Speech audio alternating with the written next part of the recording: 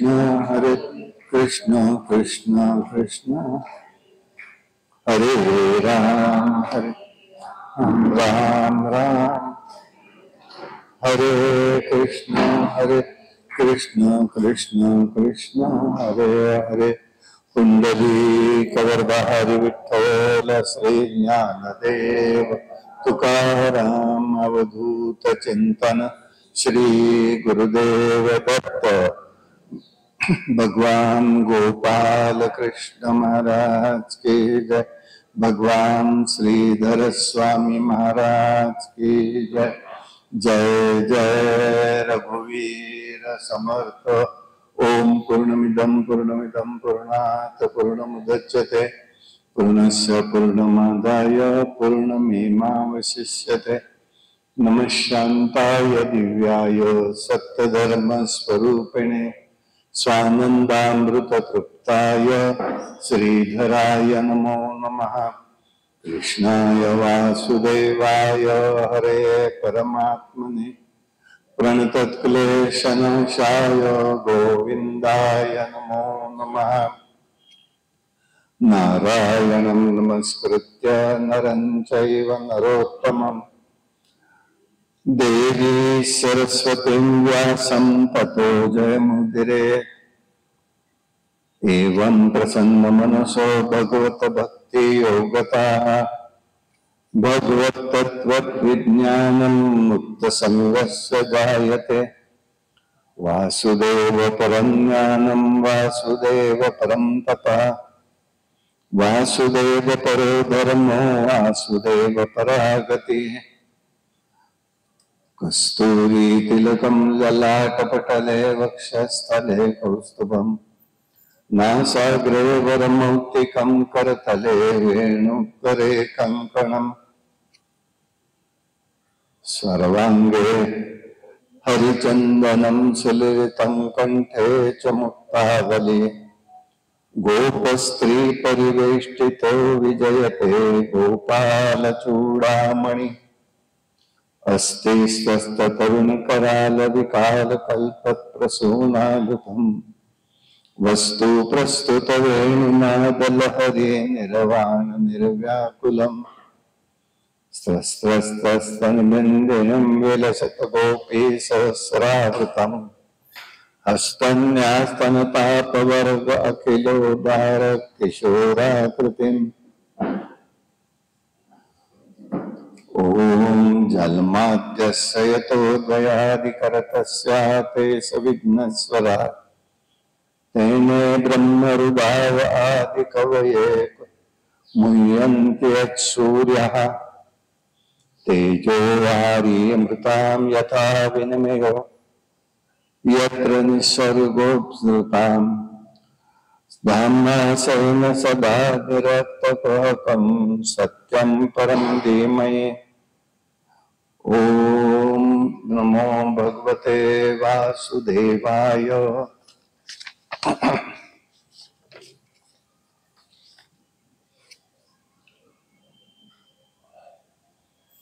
ओम नमो भगवते वासुदेवाय। ओम नमो भगवते वासुदेवाय। ओम नमो भगवते वासुदेवाय।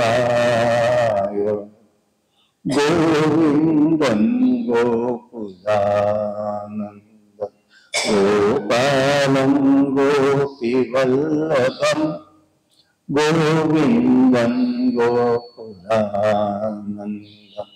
गोपालं गोपीवल्लभम् गोवर्धनोद्धरं वीरम् गोवर्धनोद्धरं वीरम् त्वं वन्दे गोमतीप्रियम् त्वं वन्दे गोमतीप्रियम्। ओम नमो भगवते वासुदेवाय। ओम नमो भगवते वासुदेवाय। नारायणं निराकारं नरवीरो नरोत्तमं नारायणं निराकारं नरवीरो नरसिंहनागनाथं च नरसिंहनागनाथं च त्वं वन्दे नरकान्तकं त्वं वन्दे नरकान्तकम् ॐ नमो भगवते वासुदेवाय ॐ नमो भगवते वासुदेवाय पीताम्बरं पद्मनाभं पद्माक्षं पुरुषोत्तमं पीताम्बरं पद्मनाभं पद्माक्षं पुरुषोत्तमं पवित्रं परमानन्दं पवित्रं परमानन्दं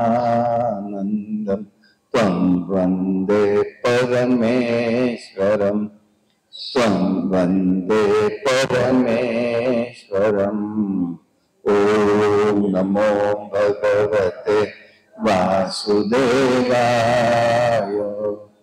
ॐ नमो भगवते वासुदेवाय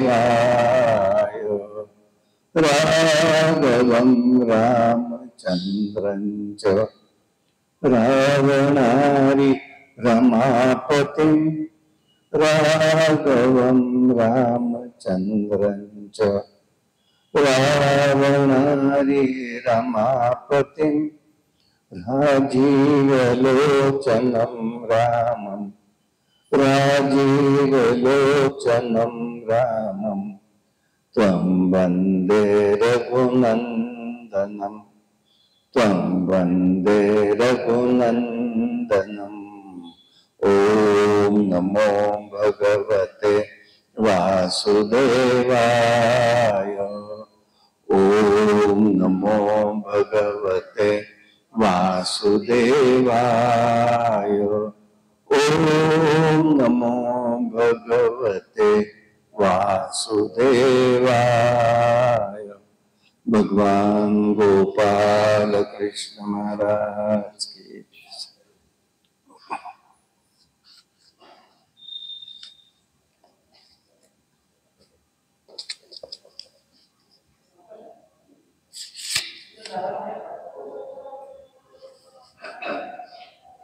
श्री गणेशाय नमः। श्री सरस्वत्यै नमः। श्री गुरुभ्यो नमः। सच्चिदानंद रूपाय विश्व उत्पत्त्यादि हेतवे तापत्रय विनाशाय श्री कृष्णाय वयं नमः।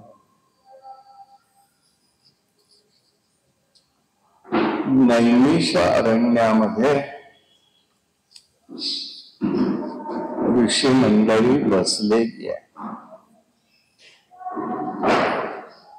84,000 ऋषी आहेत। सगळ्यांचं नेतृत्व हे शौनक ऋषी करतायत तिथे।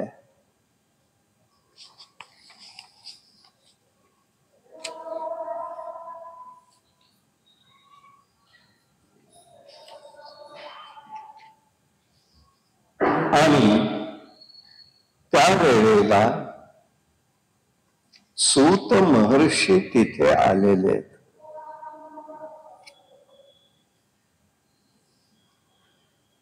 त्या सूत महर्षींना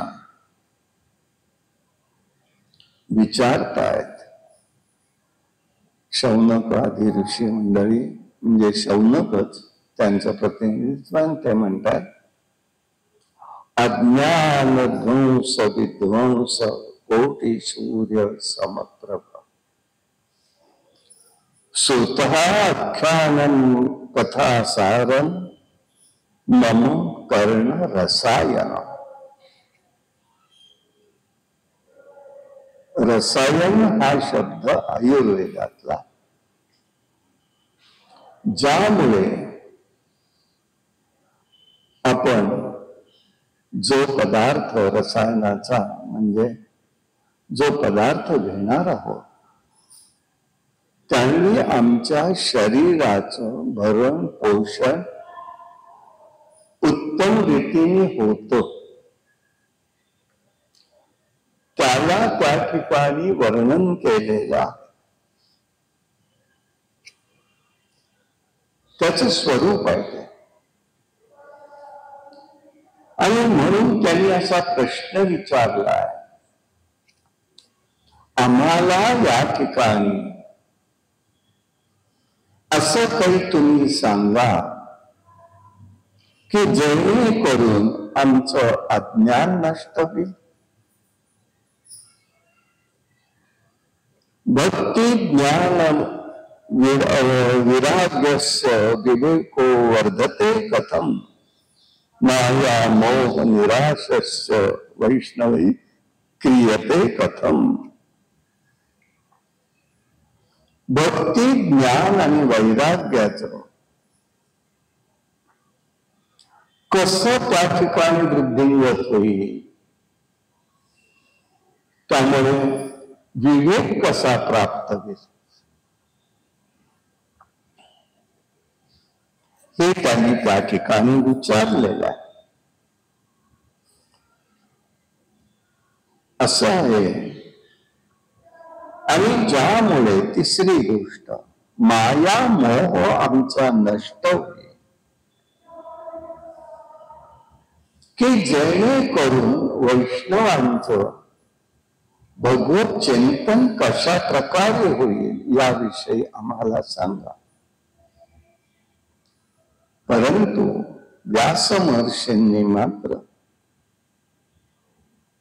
प्रथम त्यांनी या ठिकाणी एक गोष्ट केलेली आहे.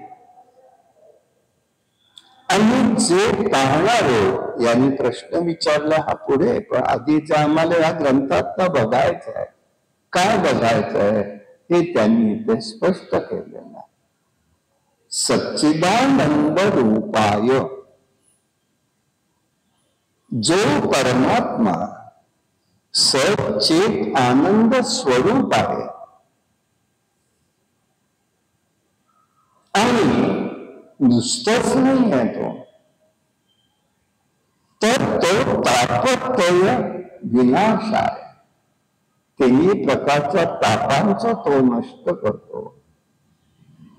विश्व उत्पत्ती आधी येतं. विश्व उत्पत्तीमध्ये काय महत्वाचं आहे? विश्व उत्पत्तीचे महत्वाचं आहे ते उत्पत्ती स्थिती आणि लय करण्याचं सामर्थ्य ज्यांचं आहे असा जो सच्चिदानंद परमात्मा आहे, सच्चिदानंद रूपी परमात्मा जो आहे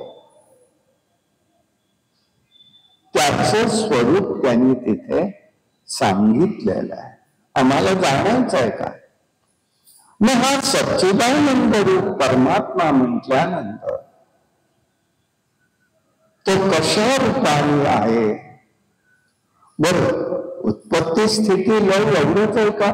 नाही, त्याच्यात समन्वय आहे.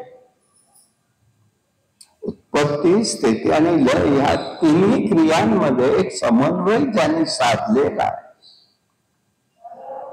ते स्वरूप ज्या परमात्म्याचं आहे आणि व्यास महर्षी त्यालाच स्वयं नमो म्हणतायत. म्हणजे हा श्रीकृष्ण आहे हेच त्यांना तिथे सांगायचं.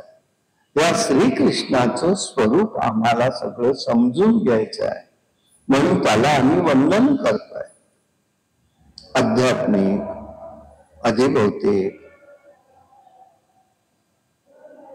अधिदैवी जे तीन प्रकारचे ताप आपल्या भोवती सगळ्यांच्याच असतात, त्याचाही नाश कशाने होईल हेही आम्हाला तुम्ही सांगा. म्हणून श्रीकृष्ण चरित्रामध्ये प्राधान्याने त्याच्या कथा आहेत, गुणानुवाद आहे.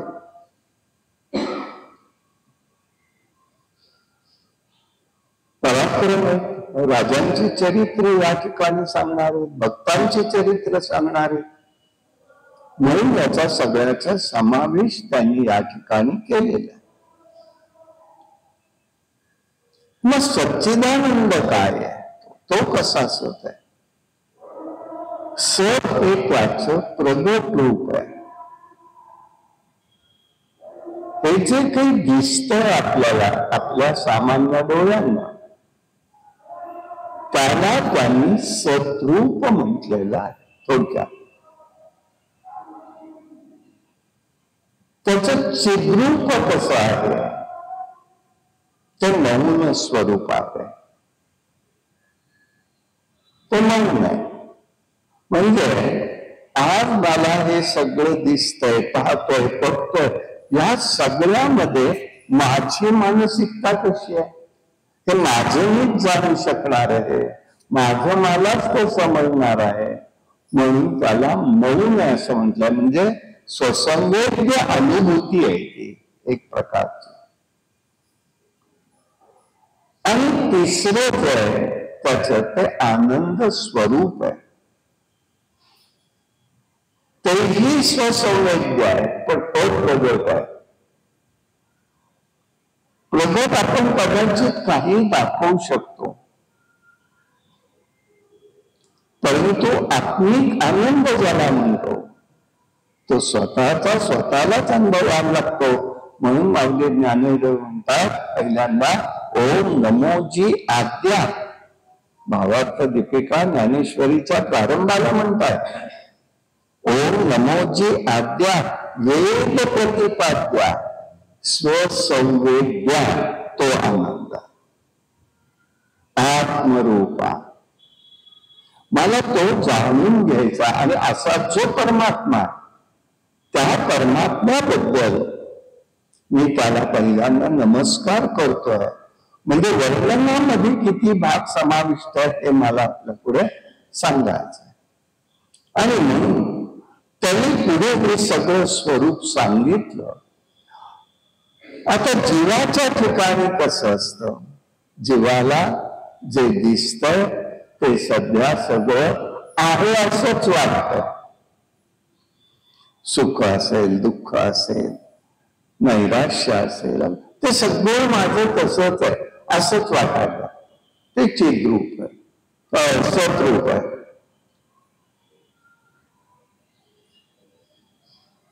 चित्त जे असतं ते मौन असतं. चित्त हे मौनात असतं. तिथे ग्रहण केलं जातं फक्त. आणि म्हणून संत म्हणताना काय सांगतात, माझे चित्त तुझे काही राहो ऐसे करीता.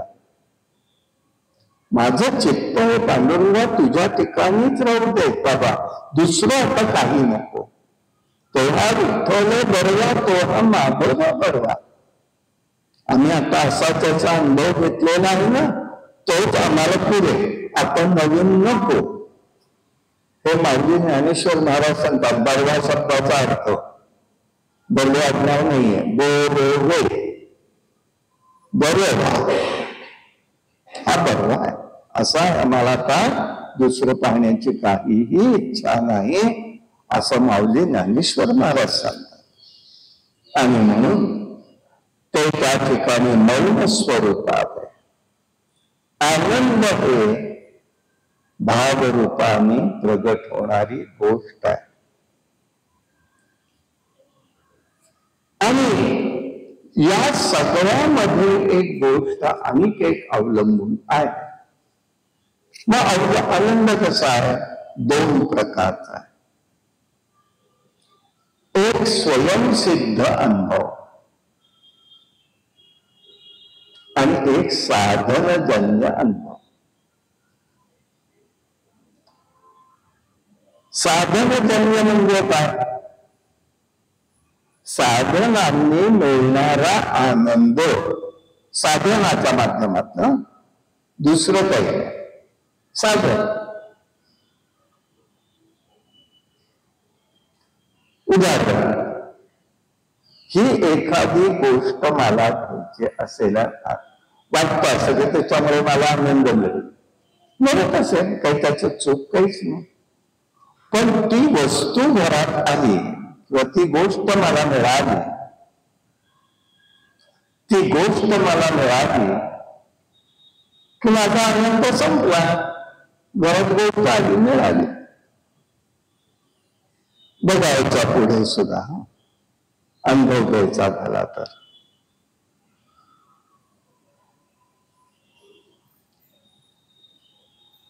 महिला वर्गाला काय होतं, आता भाग वेगळा आला, हा सोडा. ही साडी झाली, ती झाली, ती झाली, आता ही आणावी, ती नवीन आलेली आहे आणि ती आल्यावरती आनंद का आहे, पण ती झाल्याची कपाटात ते कशाला परत बघताय कोण? ही अवस्था आहे असाधनजन्य आनंद. आणि स्वयंसिद्ध आनंद,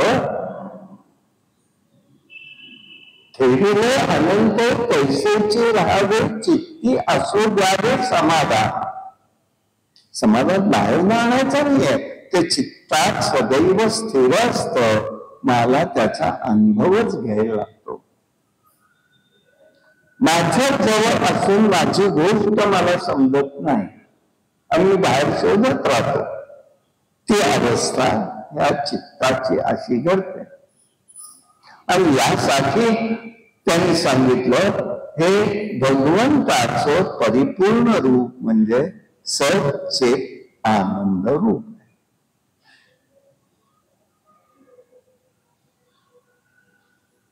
कारण असं आहे, जीवच मुळात हा आनंद रूप आहे आणि हा नारायण स्वरूप आहे. आत्मा, कर्म, ज्ञान, भक्ती याला जाणण्याचे मार्ग सांगितले नाही असं, परंतु त्या ठिकाणी आपल्याला त्याची ओळख होणं आवश्यक आहे.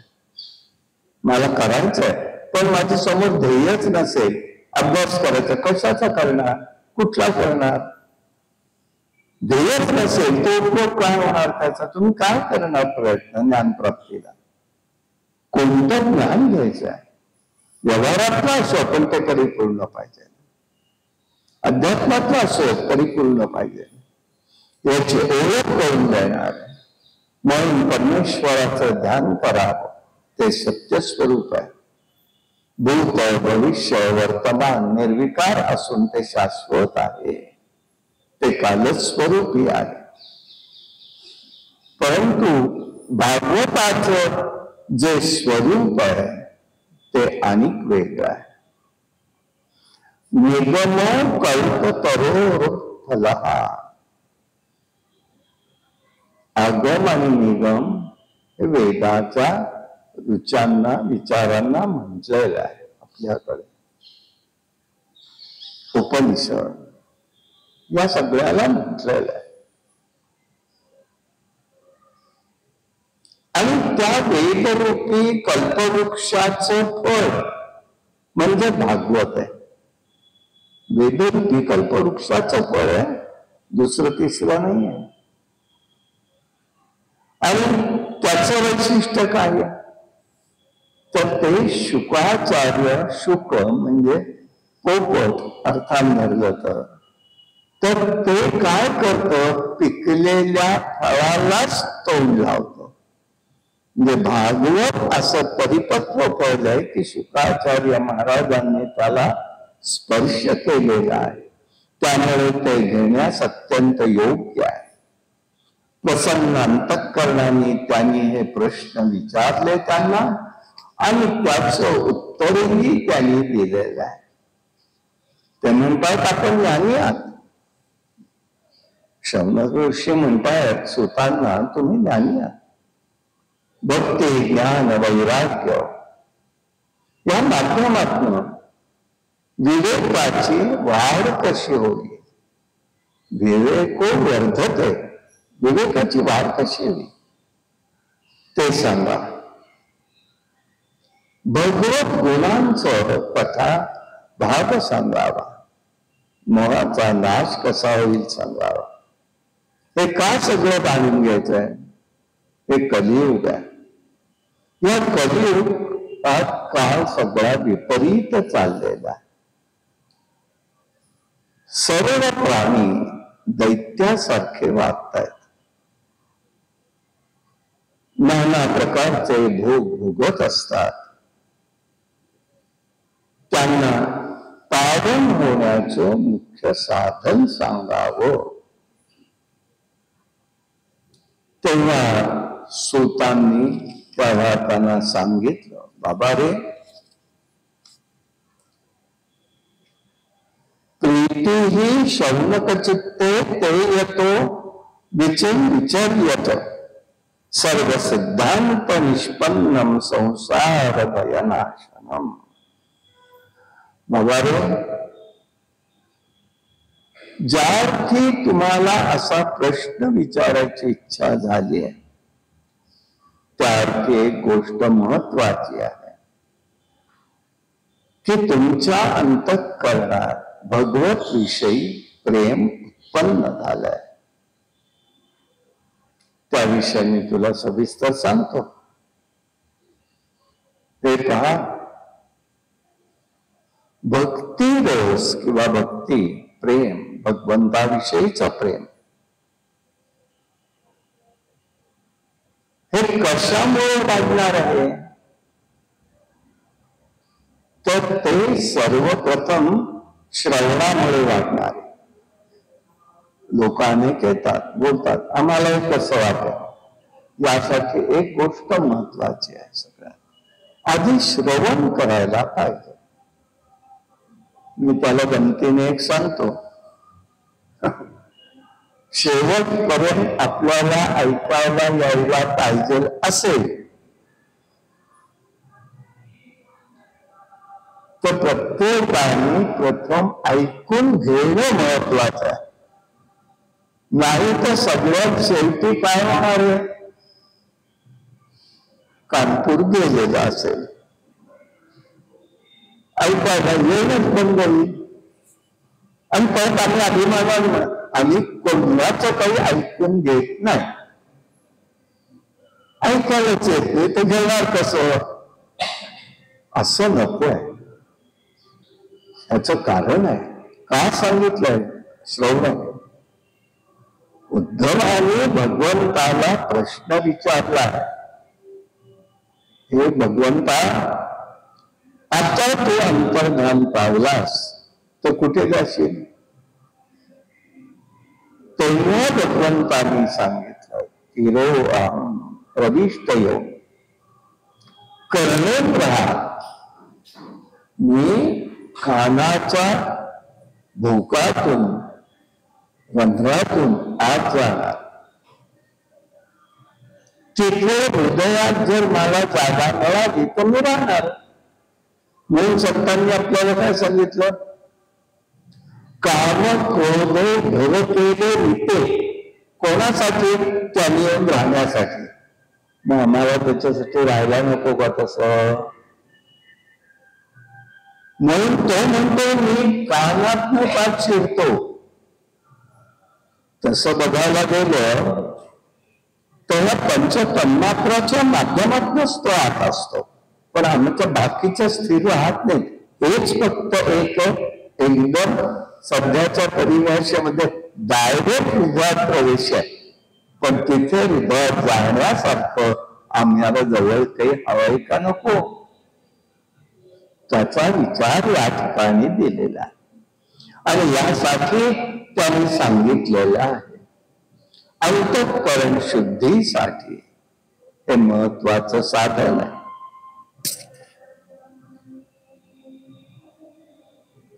आणि हे साधन कशाने प्राप्त होतं?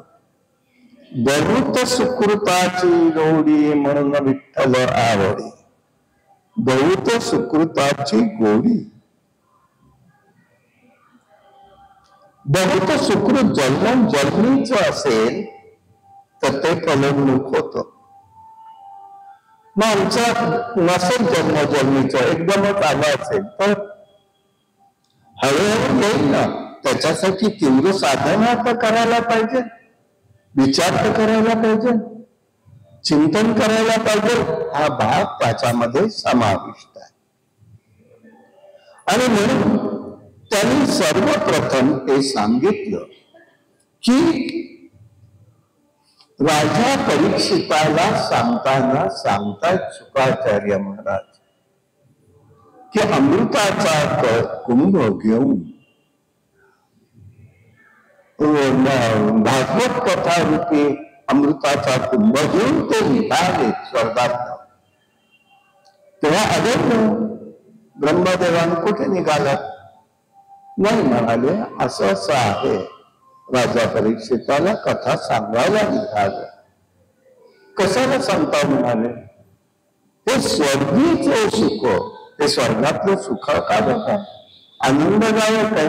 स्वर्गातली गोष्ट खाली नेऊ नका. कलियुग आहे, विपर्यास होईल, तुम्ही नेऊ नका.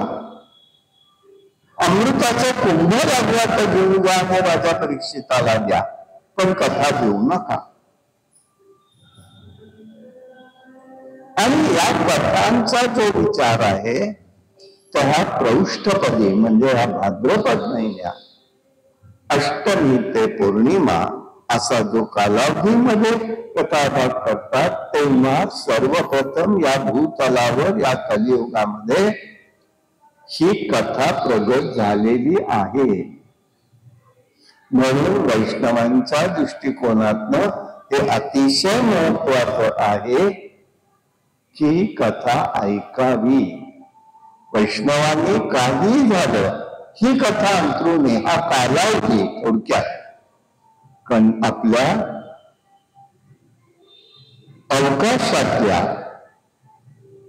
या वैष्णव संप्रदायाच्या विचाराप्रमाणे ही वैष्णवी शक्ती सगळे या काळात जास्तीत जास्त प्रगट झालेली असते. त्याच्यामुळे अंतःकरण शुद्धी लवकरात लवकर होते. दुःखाचं निरसन होईल का नाही माहिती नाही, पण दृष्टी मिळेल, चिंतन होईल, मार्गदर्शन मिळेल. मग या आत्ता पौष्टपदी सप्ताहाला महत्व असतं आणि तो त्यांनी सांगितलं. हे घेऊन जा. म्हणजे भागवताचं महत्व किती आहे? अमृताच्या कुंभाला सुद्धा शुकदेवांनी प्राधान्य दिलेलं नाही.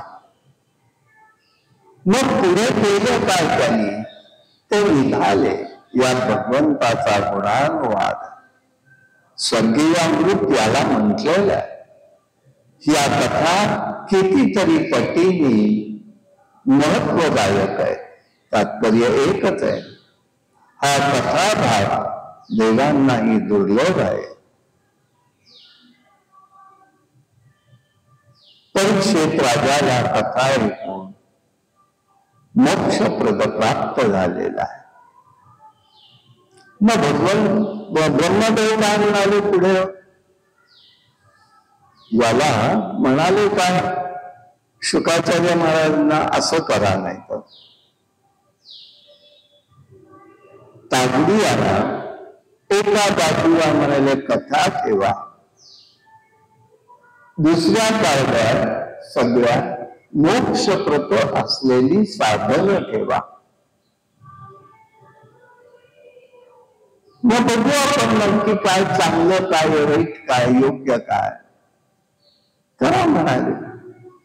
मग कथा एका बाजूला मोक्षाची साधन सगळे टाकली, पण कथाचं पारड जडच राहिलं, वजनदार आहे. आणि वैष्णवाची अपेक्षाच काय राहते त्याच्यामुळे? मला तुझा मोक्ष सांगतो. म्हणून तुकाराम महाराज काय म्हणाले, तुका म्हणे गर्भवासी सुखे बालावे आम्हाचे. बाबा घाल तू आम्हाला जन्माला घालत असेल तर, आम्ही काही त्याला पुजायला घाबरत नाही, पण आम्हाला मात्र कुठे घाल हे मात्र आम्ही सुचो. कोणी कन्या पुत्र होती जे सात्विक, तयाचा अरिक वाटतो देवा. गीता भागवत करीती श्रवण, अखंड चिंतन विठोबाचे. या ठिकाणी जन्माला घाल, आम्हाला दुसरं नको काही बाबा, पण आम्ही घाबरत नाही. दे जन्म देत असे, पण तुझा सेवक म्हणून द्या. तू देव मी भक्त ऐसे करू देवा. तू देव मी भक्त ऐसे करू. मला एकरूपता नकोय तुझ्याशी, तुझ्याशी एकरूपता नकोच आहे. काही काम नाही आम्हाला एकरूपता आहे. त्यापेक्षा तू देव मी भक्त याच्या सेवेचा आनंद आहे ना, तो दुसऱ्या कशातही नाही. आणि म्हणून त्यांनी हे सगळं सांगितलं. मग शुक्राचार्य काय म्हणाले असते, बघू पुढे म्हणाले काय करायचं ते. आता तर मी जातो, आणि ते निघून आलेले आहे. तिरोधायतविष्टयम श्रीमद भागवतारणम. मी क्षीरसागरात किंवा वैकुंठात जाणार नाहीये,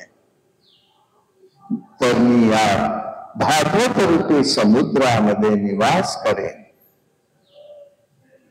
आणि त्यामुळे काय घडलं, भागवत ग्रंथ काय घडला, तेने अयम वाङ्मयी मूर्ती प्रत्यक्ष वर्तते. ही प्रत्यक्ष वाङ्मय मूर्त असं झालेलं आहे. म्हणून भागवत ग्रंथ कसा आहे, भागवत ग्रंथ म्हणजे श्रीकृष्ण अवताराच्या वेळी सर्व लोक त्यांचे नेत्र सर्व इंद्रियद्वारांनी कृष्णाचं रसपान करीत होते, आस्वाद घेत होते. म्हणजे मगाशी मी आपल्याला म्हटलं, पंच तन्मात्राच्या माध्यमातनं प्रत्येक गोष्टीतनं आम्हाला भगवंताचं स्वरूप जाणता येतं. ते ह्या लोकांनी त्यावेळेला कृष्णाच्या सान्निध्यात आलेल्या सर्व लोकांनी त्याचा अनुभव घेतलेला आहे.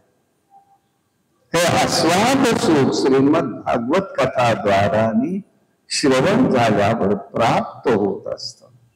आणि गंमत ह्याच्यामध्ये या कथा वारंवार जरी ऐकल्या तरी सुद्धा त्या नित्य नूतनच असतात.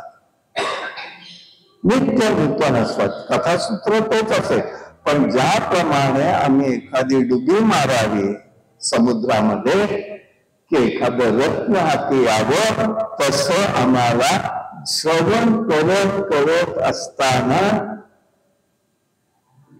आम्हाला या ठिकाणी नवीन नवीन अर्थ आमच्या अंतःकरणात प्रगट होतात. याचं कारण परमात्म्याचा असलेला निवास आहे. इथे सरस्वती गोखले नावाच्या एक महिला यायच्या आपल्याकडे, बरेच वर्ष आहेत. तुम्हाला आठवतात की नाही माहिती नाही. सरस्वती गोखले देशपांडे, तुम्हाला विचारतो, त्या इथे बसायच्या स्वतःचं आसन घालून या खांबाला टेकून. आणि 96व्या वर्षी गेल्या, 96-97 खापर पतंडापर्यंत माणूस, पण एकट्या राहत होत्या. म्हणजे पटलं नाही म्हणून नाही, साधना म्हणून. चौकातच त्या पटकांच्या वाड्यात राहायच्या. सगळे घेऊन घ्यायच्या. आणि एक दिवस सकाळी 6:30-6:30लाच घरी आलो शनिवार पेठेत. आता मी थकले, मला माहिती नाही मी किती जगणार आहे, पण माझ्या पश्चात नातवंड पतवंड उचलतील आणि रद्दीत टाकतील ह्या लकवावर मी लिहिलेला आहे. मी जेव्हा जेव्हा कथा जी ऐकली तुमच्याकडून, बघितलं, त्या वेळेला, आणि 18 वर्ष ऐकलं, 12 वर्ष, आणि मला त्याच्यामध्ये जे दिसलं, अनुभवायला आलं, ते मी सगळं इथं लिहिलेलं आहे. तुम्हाला वाटलं उपयोग करा, नाहीतर टाकून द्या तुम्ही सुद्धा. मग हे जाणून देणारं कोण होत? हे कोणाला जाणवत होत? हा तो परमात्मा आहे. आणि म्हणून या ठिकाणी त्याचा अनुभव येतो. आणि यासाठी प्रत्यक्ष जाणण्याचा विषय भगवंत, यास म्हणून हा ग्रंथ म्हणजे साक्षात भगवंताचं स्वरूप आहे. याच्या दृष्टीने त्याचं महत्व त्यांनी या ठिकाणी व्यक्त केलेलं आहे. भागवत एक अद्भुत ग्रंथ आहे. यात अर्थप्राप्त आहे, कामोपभोग आहे, धर्मानुष्ठान आहे, आणि नंतर मुक्तीचा विधीही सांगितलेला आहे. भगवंताची भक्ती सांगितली आहे. या भगवंताशी मिलन होतं आणि भगवंताच्या प्रेमामध्ये जीव तादात्म्य झाला तर चिंब होतो. चिंब होतो. काय आधी त्याला वेगळं करावं लागत नाही. आणि म्हणून हा 5वा पुरुषार्थ म्हटलेला आहे. असं आहे, भागवत म्हणजे जीवन आहे. जीवन म्हणजे काय? तर पाणी प्यायचं आहे, तर पाण्याच्या जवळ आपल्याला जावं लागतं. पाणी आपल्या जवळ येत नाही. आणि म्हणूनच आवश्यक त्या गोष्टी करायला पाहिजे आहे. म्हणून भगवंत तिथे आपल्याला बरोबर आणतो. आपण त्याचा अनुभव घ्यायचा आहे. भगवंत प्रगट होतात आणि त्याचं स्वरूपही आपल्याला या ठिकाणी कसं आहे हे सांगितलेलं आहे. म्हणून श्रीमद भागवत म्हणजे महापुराण नुसतंच नाही, तर भगवत पुराण नाही, तर भागवताम पुराणम भगवत भागवत पुराण. इथे भगवंतापेक्षा भक्ताच्या भक्तांचंच वर्णन अधिक आहे, महिमा जास्त आहे. आणि म्हणून हे भगवंतासारख्या भगवंताला जवळ असणाऱ्या भक्तांच्या माध्यमातून हा महिमा गायलेला आहे. आणि जीव सुद्धा भागवत रूप होऊन जातो, असा प्रतिपाद्य विषय त्यामध्ये आहे. इथे धर्म आहे, पण धर्माचं फळ हे नेहमी अदृष्ट असतं. धर्माचं फळ अदृष्ट असतं. धर्माचं फळ म्हणजे पैसा मिळवणं, धन मिळवणं नाही. म्हणून पण भक्तीचं फळ कसं आहे? दृष्ट अदृष्ट आहे. म्हणून ज्ञानदेव काय सांगतात? दृष्टादृष्ट विजय होवावे. पसायदानामध्ये म्हणतात की आम्हाला कुठे त्या ठिकाणी होऊ दे, तर दृष्ट आणि अदृष्ट दोन्हीही आम्हाला प्राप्त झालं पाहिजे. हे भक्तीचं स्वरूप आहे. आणि यासाठी तिथे धर्माचा उपदेश म्हणजे सर्व वस्तू, सर्व व्यक्ती, सर्व स्थानावर भगवंत विराजमान आहे. त्याचं दर्शन करावं आणि जे दर्शन आपल्याला भावतं, आवडतं, ते हृदयात धरून ठेवावं. आणि यासाठी हे भक्तीचं सुख या ठिकाणी आहे. आणि या भूमिकेतनं त्यांनी हे सगळं सांगितलेलं आहे. म्हणून त्यांनी ते सांगायला, महत्व सांगायला सुरुवात केलेली आहे.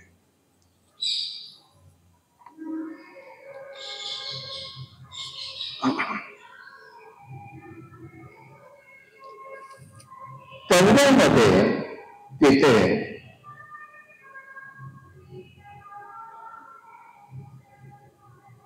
नारद महर्षी पण आलेले आहे. त्यांनी त्या ठिकाणी सांगतात, नारद पर शौनक म्हणतात, नारद कसे ते एका जागी स्थिर कधीही राहत नाही, ते सर्वत्र संचार करत असतात.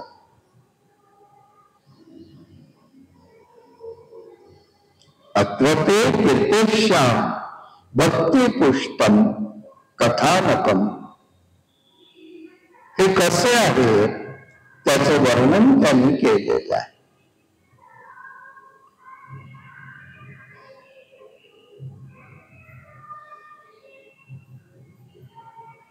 त्यावेळेला म्हणाले, नारदांची एकदा सनत कुमारांची नारदांची भेट झाली. ही जी भेट झाली त्यावेळेला त्यांनी बघितलं तर नारद हे अत्यंत खिन्न होऊन बद्रिकाश्रमामध्ये बसलेले होते. तिथे सनकादिक घाटी म्हणतात, पण एक पत्थर आहे मोठा. आता तिथे त्यांचं भेट झाली, सनत कुमार आणि नारदचे.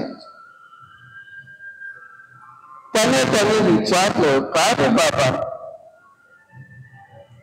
तू असा उदास का बसलास? तुझा सर्वत्र संचार असतो, तू भगवत भक्त आहे, भगवंतांनी तुला प्रिय केलेलं आहे आणि तुम्ही खरं म्हणजे भक्तीचे आचार्य, मग तुम्ही का असं बसलात?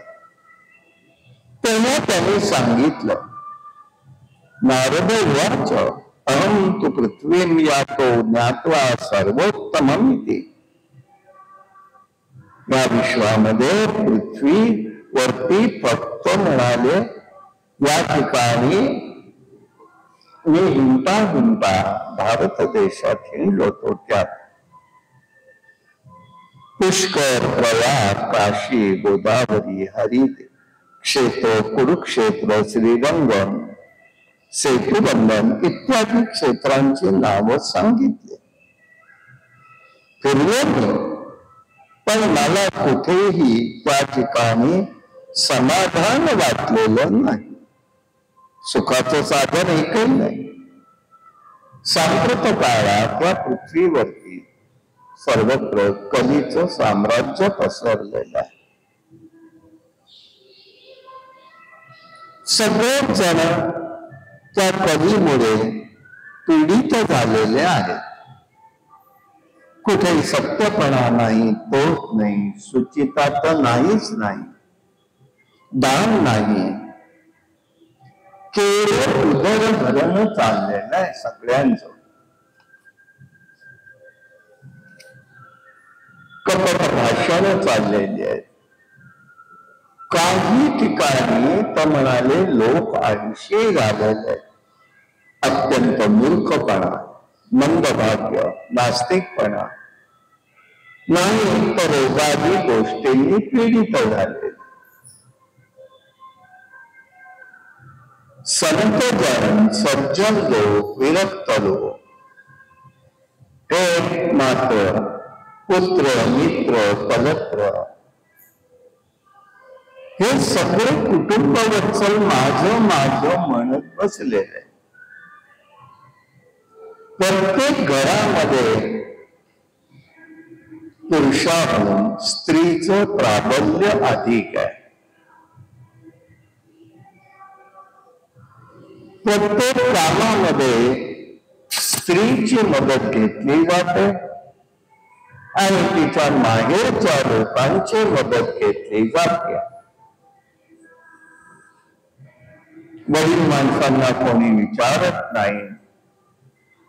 स्त्री पुरुषांचा कलह चाललेला असतो. साधूंचे आश्रम, तीर्थ, नद्या, देवस्थान हे सगळं भ्रष्ट झालेलं आहे.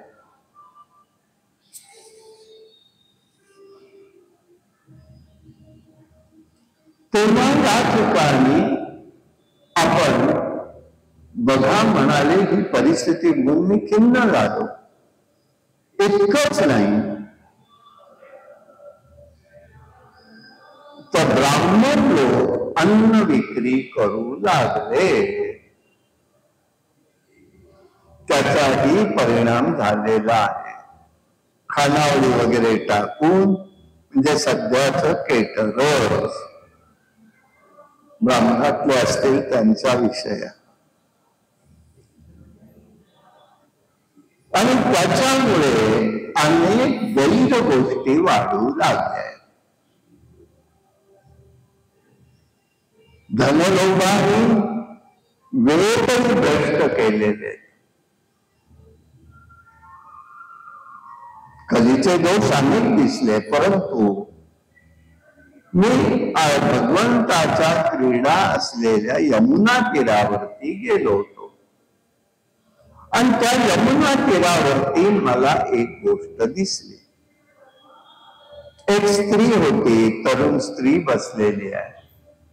शेजारी दोन उजव्या डाव्या हाताला तरुण वृद्ध लोक त्या ठिकाणी श्वासोश्वास चालू आहे म्हणून आहे तितकंच दिसत होतं. बाकी कोणी तिथे नाही. म्हणजे त्यांचे बाकी लक्षणं काही नाही, निस्तेज पडलेली होती. काय येतं त्यांना काही कळलं. त्यांना मी अवलोकन केलं तिथे.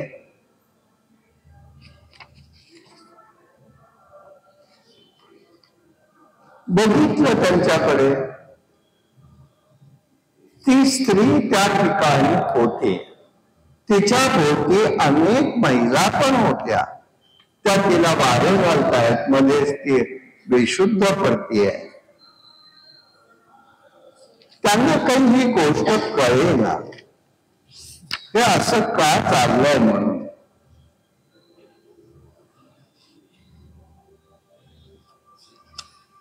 कशामुळे चाललंय हेही त्यांना कळेना. तेवढ्यामध्ये नारद महर्षींना बघून ती स्त्री म्हणते, हे साधू तुम्ही जरा थांबा म्हणाले तिथे.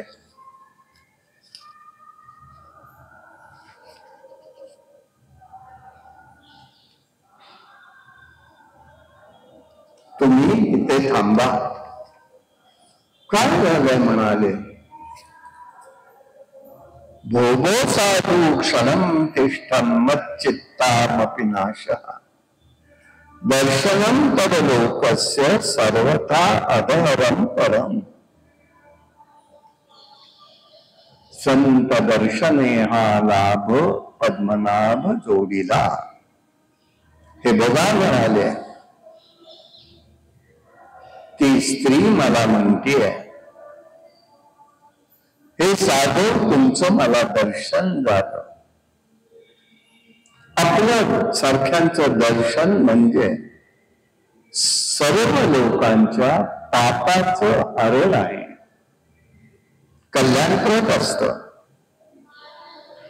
जरा क्षणभर ते थांबा आणि माझी चिंता पण दूर करा.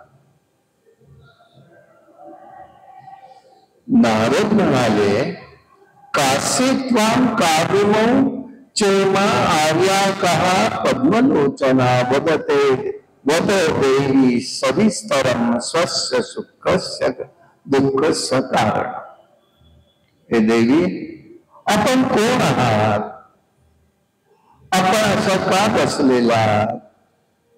आपल्या इथे दोन जे आहेत ते पुरुष कोण आहे? तुमचं दुःख काय, सुख काय हे सांगा म्हणाले. तेव्हा ती स्त्री म्हणाली, अहम भक्तिरिख्या इमौ ते तनयो मतौ ज्ञान वैराग्य नामना नामानो काल योगेन जर्दितो. आम्ही या ठिकाणी, मी ही स्त्री आहे, माझी ही दोन मुलं, ज्ञान आणि वैराग्य आहेत. आणि ह्या बाकी स्त्रिया त्या गंगा आदी नद्या आहेत, माझं सांत्वन करतायत, माझी सेवा करण्यासाठी त्या इथे आलेल्या आहेत. सगळं त्यांनी सांगितलं. मी द्रविड देशात उत्पन्न झाले.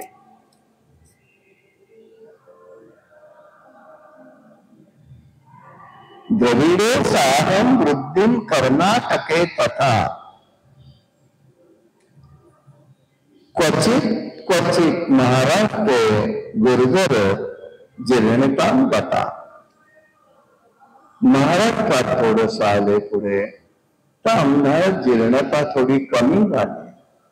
त्याच्या वेळ आले तर गुजरातमध्ये मला सगळीकडे जीर्णता झालेली होती. परंतु एक गोष्ट मात्र झाली. मी वृंदावन गोकुळामध्ये आल्याबरोबर मला चैतन्य प्राप्त झालं. मी तरुण झाले. आमच्या तिघांची एक अवस्था होती. पण हे दोघंही काही सुधारत नाहीये, निस्तेज पडलेले. मग कशामुळे असं आहे? महाराष्ट्रात दक्षिणेकडे आचार आहे, महाराष्ट्राकडे सगळं सुचलेलं आहे. गुजरातमध्ये सगळा वेगळाच व्यवहार चाललेला आहे. परंतु वृंदावनामध्ये भगवंताचं येणं जाणं झाल्यामुळे त्या ठिकाणी मात्र भक्तीला लोक विचारतायत. ज्ञान वैराग्य कोणालाही नकोय. ज्ञान वैराग्याला कोणी विचारत नाही. त्यामुळे त्यांची अवस्था ही जीर्ण तशीच राहिलेली आहे. मध्यंतरी असंच झालं. 2 डॉक्टरच होते, पती पत्नी. असंच आले ते दर्शनाला घरी. तुमच्याकडला विषय ऐकला म्हणून दर्शनाला. ठीक आहे म्हटलं, घ्या देवाचं दर्शन. त्यांच्या बरोबर एक महिला होत्या. त्याने वृंदावनला जाऊन राहणार आहेत. म्हटलं कशाला? याच्यामध्ये सांगितलंय भागवतात. म्हणून भागवतात सांगितल्याची अनुभूती काही घेतली आहेत का?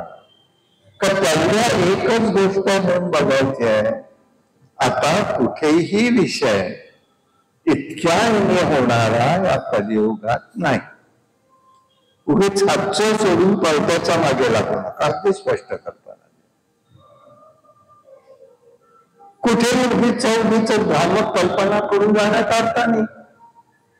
एक करावे नेहमी माणसाने, बसायचा पाठ तुम्ही देऊ नका कोणालाही. कोणाला द्यायचा नाही बसायचा पाठ. समोरचं पाठ 10 वेळा द्या, बसायचा पाठ नाही. आता हितलं सगळं मोडून तिकडे तुम्ही जाणार. तिथे काय परिस्थिती आहे सामाजिक राजकीय काही आपल्याला माहिती आहे का? असलं अर्धवट ज्ञानाने करू नये. हे अगदी स्पष्ट मत आहे बाबा. करा. कधी काय आहे का? तिथे पाहिलं का? अनुभव घेतलात का? वृंदावनामध्ये आपण गेलो तेव्हा कोण कोण होतं? तुम्ही होता, 1-2 जण होते. तिथे दीदी नावाचा भेटला होता. आठवत आहे ना? दीदीच्या दीदी अहिल्या दीदी.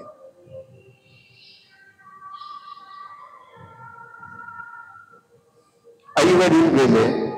मामा मामींनी, कलकत्त्याची फॅमिली, मामा मामींनी 3 वर्षाच्या मुलीला वृंदावनात सोडून दिलं.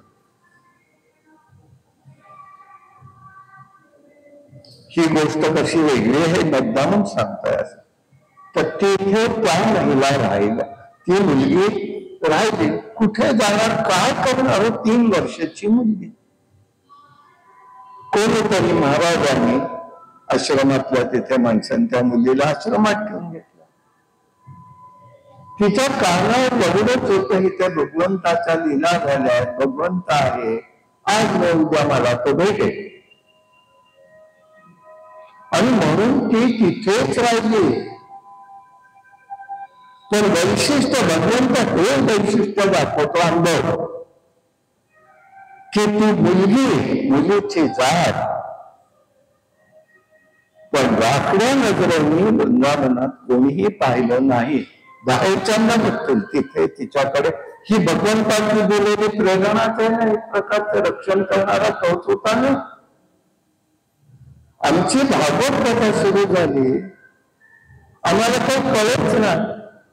एकदा सगळे बसलेलो, त्या दिवशी मला वाटतं दुसरा दिवस होता कथेचा नाही, शेवटी तर मला म्हणाल की मला देवाने स्वतः पाहून उठवलेलं. माझी भागवत कथा चालली, मी तिथे येत होती ती, म्हणून ते कुठून शोधत आमच्या इथे आली आणि बसली होती ऐकत. मला देवाने पाठवलं म्हणून मी आले. आमच्या कोणाचाही परिचय वाटा काय झालं म्हणतात तुम्ही, हे रक्षण करणार तो कसा आहे याचं एक उदाहरण सांगितलं. आम्ही त्याचा अनुभव घेतला. उगीच वेगळ्यासारखं कुठेतरी काहीतरी करण्यात अर्थ नाही. सध्या परिस्थिती सगळी कडनी वाईट झालेली, तिथला अनुभव घ्यायचा. जाऊ नये असं नाही, करू नये असं नाही, परंतु सगळे सोडून आपण म्हणजे ते काहीतरी म्हणतात वाऱ्यावरची वारा, तशी करू नका कोणी आयुष्याची. ब्राह्मण कल्पनेत अडकू नका, ब्राह्मण कल्पनेत असाही परमात्मा रक्ष. आणि आता त्या जवळजवळ 70च्या या लोकांना त्यावेळेला 70च्या पुढच्या म्हणजे इतके वर्ष त्या तिथेच आहेत, त्यागी रूपाने राहत आहेत. त्या मध्येच कोण होता, अजय भाई आइए हमें कुछ सुना, म्हणजे आता काय पाहिलं नसेल का, सगळं पाहिलेलं आहे. तरी आम्ही सुना भगवंता की भगवत की लीला सुना. आइए, म्हणजे हाही जे असतं ना अंतरंगातलं ते वेगळं असतं.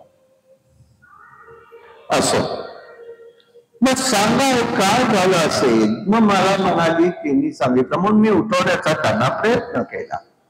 दोन तिथे निचेष्टित पुरुष पडलेले होते. ह्या स्त्रिया वारा घालत होत्या, तिचं समाधान करत होते.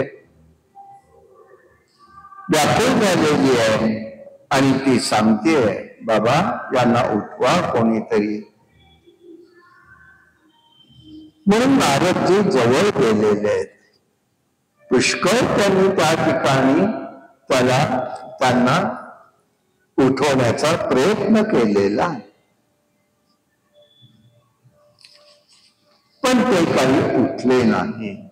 नारदांना प्रश्न पडला, वेदघोष केला, गीतापाठ केला, काही नाही. उठायला जाताना जागृती यायला तयार नाही.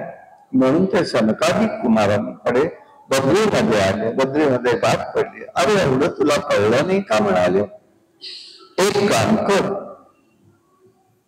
तिथे तू एक गोष्ट कर म्हणाले. भागवत कथा करू आपण, ती तुम्ही ऐका, त्याने त्यांना फरक पडेल. म्हणून मग यमुना किनाऱ्यावरून ते गंगा किनारी हरिद्वारला हे सगळे आले. तिथे भागवत कथा सनत कुमारांनी केली आणि भागवत महात्म्य सांगायला सुरुवात केलेली आहे.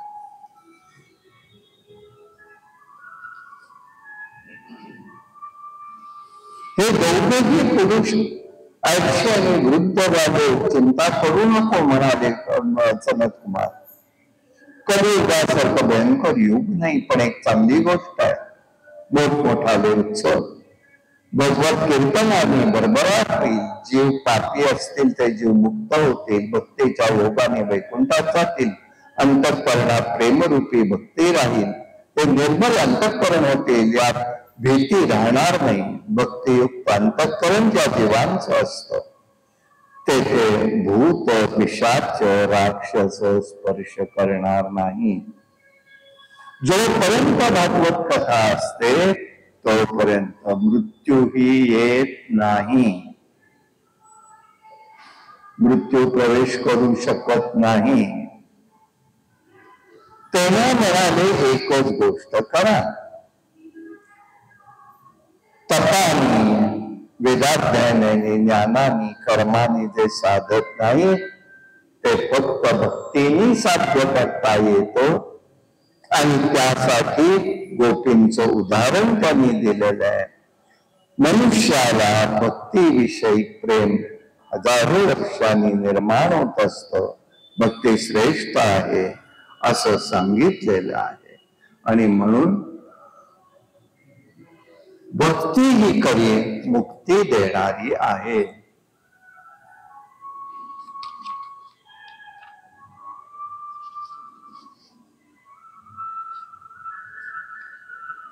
आणि आता तू घाबरतेस कशाला? नारदांनी तिला सांगितलं. आपण म्हणाले तुला एक गोष्ट लक्षात यायला पाहिजे, तुझी निर्मिती जर भगवंतांनी केलेली आहे आणि तुला तिथे भगवंतांनी पाठवलेले, तुझं निर्मिती झाली, भगवंताच्या पायापासून तू प्रगट झालीस, मी काय करू म्हणून विचार केला आहेस. तेव्हा देवाने तुला सांगितलं माझ्या भक्तांचं तू रक्षण कर.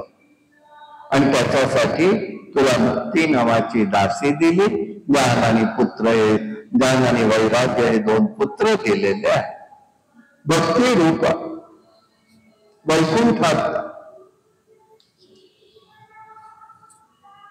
वैकुंठामध्ये तू राहिलीस. भूलोकी पुष्टी मार्गासाठी, पुष्ट करण्यासाठी तू या ठिकाणी आलेली छाया रूपाने इथे आहे ती. तेव्हा भक्ती, ज्ञान, वैराग्य या ठिकाणा येऊन या ठिकाणी तू प्रगट झालेली आहेस.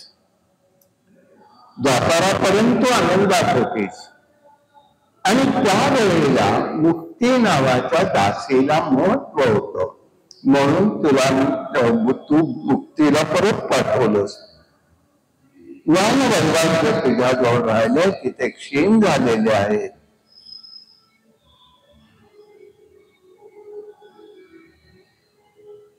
भगवंताचे स्मरण करतास ते त्या ठिकाणी तू प्रगट होतेस.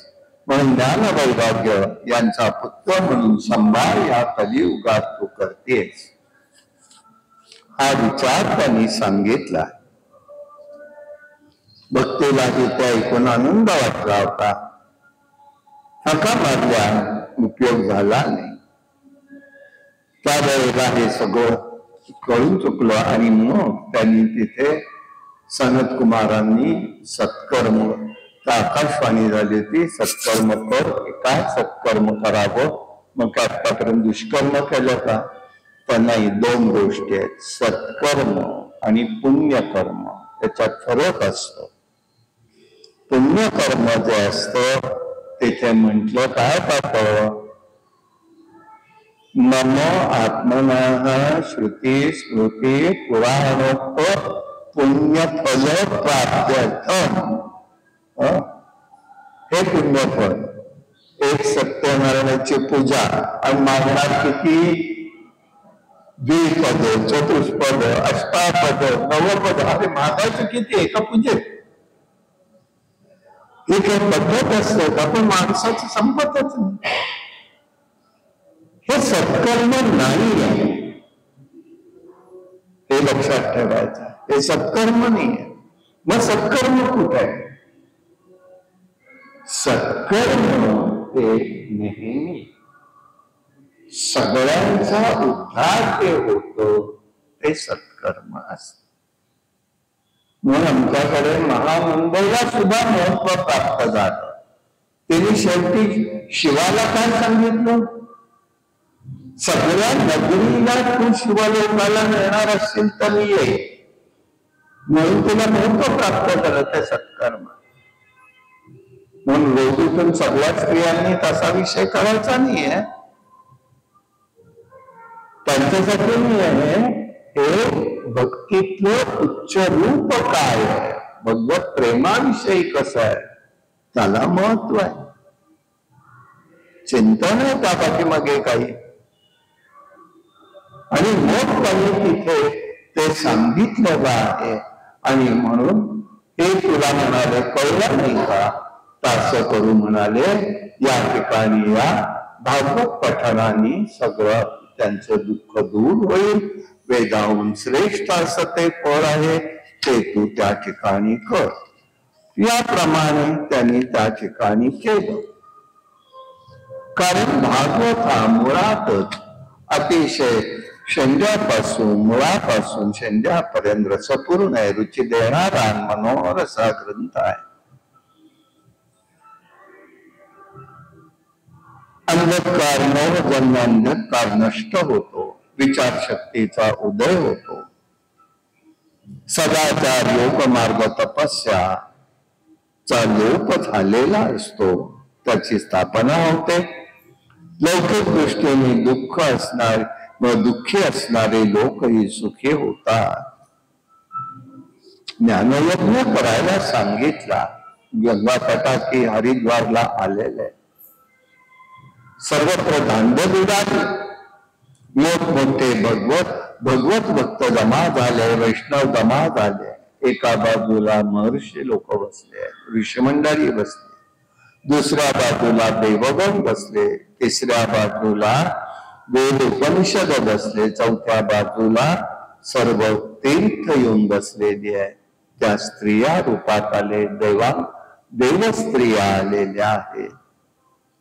आणि त्या ठिकाणी बसल्यानंतर सगळ्या ठिकाणी आकाशस्थ सगळी मंडळी आलेली आहे.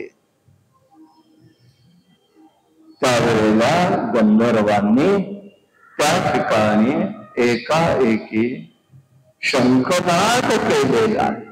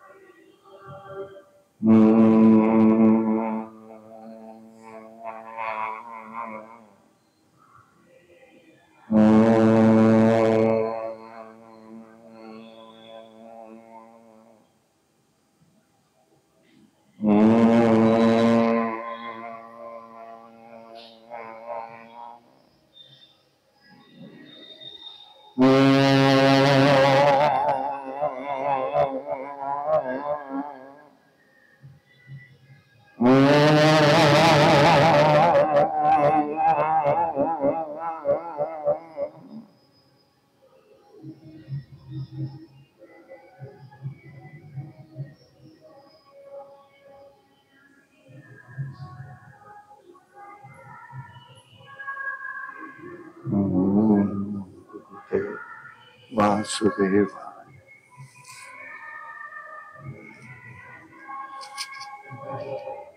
ओम नमो भगवते वासुदेव. भगवान गोपाल कृष्ण महाराज की.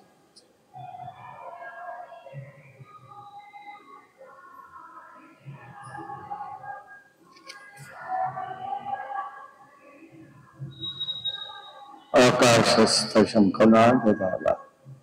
कल्पवृक्षाचा फुलांचा वर्षाव झालेला आहे.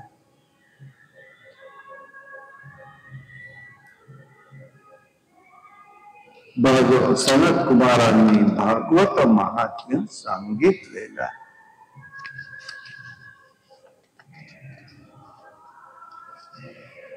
तुंगभद्रा नदीच्या किनाऱ्यावरती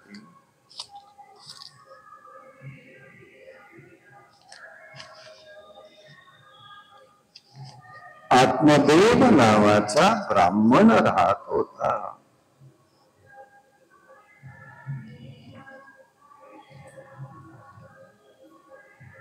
अनेक पारंगत लोक होते, पारंगत होते लोक, सदाचार संपन्न होते. आत्मदेव ही अतिशय चांगला माणूस होता. द्रव्यही पुष्कळ जवळ आहे. त्याची पत्नी धुंदुली आहे. तिच्यावर फार मोठं त्याचं प्रेम होतं. सुंदर आहे, रूपवती आहे, परंतु ती स्वतःच्या मनानेच वागायची. स्वभाव तापट, घरकामात लक्ष नाही, भानखोर होती. आत्मदेवाला पुत्र नव्हता, अपत्य नव्हतं, दुःखी होता, धर्माचरणी आहे. गोदान, भूमिदान, द्रव्यदान, वस्त्रदान अनेक प्रकारची दान त्याने दिलेली आहे. परंतु त्याला काही संतती झालेली नाही. इतकंच नाही तर घरामध्ये जे वृक्ष आहे त्या वृक्ष, फळं, फुलं यांनाही काही नाही. फळ फुलत नाही, भेट नाही, फुलं येत नाही. गुरं आहेत, त्यांना पुढे गर्भवती पण नाही. तो दान द्यायचा, पण दान त्याने दिलं ब्राह्मणांना तर त्याचा विनियोग हा वाईट मार्गाकडे जायचा. शेवटी ब्राह्मण म्हणाले, तुझं दानही आम्हाला नको. कोणाचंच म्हणजे त्याच्यामुळे तो दुःखी झाला खूप. आणि एक दिवस तो आत्महत्या करण्यासाठी वनामध्ये निघून गेलेला. दुपारची वेळ झाली, तहान लागली, म्हणून एका झाडाखाली बसलेला. काही वेळ गेला आणि तेवढ्यात एक संन्यासी तिथे आले आणि संन्यासांनी एकमेकांना बघितलं आणि ते गप्प बसले. शेवटी उठला, त्यांच्याजवळ गेला, नमस्कार केला. अंतःकरणाचे दुःख त्यांना सांगितलं. पोटी संतती नाही, दानधर्म केला, पूर्वजांचंही केलं, परंतु त्यांनाही सुख नाहीये म्हणाले. प्राणत्याग करायचं म्हणून आलेलं आहे. संतान रहित जन्म व्यर्थ असतो ना म्हणाले. पुत्र नासती गती नसते. पुत्र नसेल तर गती नाही आहे. कोणालाही संतती नाही. यतीचं अंतःकरण कळलं, त्यांनी बघितलं. त्यांना जे त्रिकालज्ञ असतात त्यांना समजावतं. आम्ही श्रीधर स्वामींचं बघितलेलं. समोर आला मनुष्य की ते नुसता असा हात करायचा त्याच्याकडे बघून, की त्यांना तिन्ही जन्माचं ज्ञान व्हायचं. मागे काय झालं, आत्ता त्याचं काय आहे आणि पुढे काय होऊ शकेल यांनी जाणलं. म्हणाले, बाबा तू संतती प्राप्तीचा विचार सोडून दे, विवेक आणि मार्ग स्वीकार, कर्मगती बलवत्तर आहे. कुटुंब होऊन तुला कोणतंही सुख मिळणार नाही. ते कौटुंबिक सुखाचा त्याग कर. आणि खरं सांगू का म्हणाले, संन्यासाश्रम स्वीकार, ते तुला जास्त फलदायक आहे.